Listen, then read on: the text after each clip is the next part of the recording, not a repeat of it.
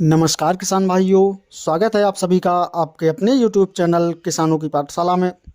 किसान भाइयों, आज के इस वीडियो में हम बात करेंगे लहसुन की फसल में पोटास के महत्व के बारे में और पोटास के उपयोग के बारे में।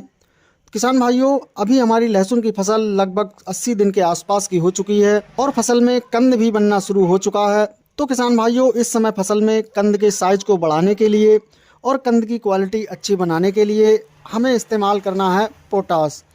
तो इस समय कौन सा पोटास फसल में देना है, कितनी मात्रा में देना है, इसके बारे में हम बात करेंगे। पहले हम बात करते हैं किसान भाइयों लहसुन की फसल में पोटास के महत्व के बारे में। किसान भाइयों, पोटास एक ऐसा पोषक तत्व है जो कि सभी कंद वर्गीय फसलों में कंद की क्वालिटी और कंद के आकार को बढ़ाने में बहुत ही फायदेमंद होता है। तो लहसुन की फसल में पोटास की पूर्ति हमें समय समय पर करते रहना चाहिए, जिससे कि हमें लहसुन की फसल से बढ़िया क्वालिटी की एक अच्छी पैदावार मिल सके। किसान भाइयों, जब आप अपनी लहसुन की फसल में 70 से 80 दिन की अवस्था पर पोटास की पूर्ति कर देते हैं तो आप अपनी लहसुन की फसल से अच्छी पैदावार निकाल सकते हैं।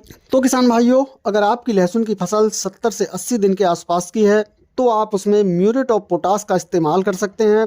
इसकी आपको 30 से 35 किलोग्राम मात्रा प्रति एकड़ के हिसाब से अपनी फसल में करनी है। फसल में पोटाश डालने के बाद आपको फसल की हल्की सिंचाई करनी है। किसान भाइयों, फसल में 70 से 80 दिन की अवस्था पर म्यूरेट ऑफ पोटास का इस्तेमाल करते हैं तो यह फसल को आगे 25 से 30 दिन तक धीरे धीरे मिलता रहता है, जिससे फसल में जो कंद का साइज है वो भी धीरे धीरे बढ़ता रहता है। इसके अलावा किसान भाइयों, आप स्प्रे के रूप में भी पोटास का उपयोग कर सकते हैं। स्प्रे के रूप में आप पोटास का उपयोग करने के लिए आप फसल में NPK 0050 की 1 किलोग्राम मात्रा प्रति एकड़ के हिसाब से इस्तेमाल कर सकते हैं।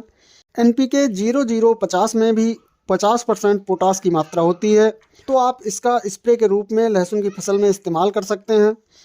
तो किसान भाइयों, आपको अपनी लहसुन की फसल में पोटास का इस्तेमाल अवश्य करना है, जिससे कि आपको एक बढ़िया और अच्छी क्वालिटी की पैदावार फसल से मिल सके।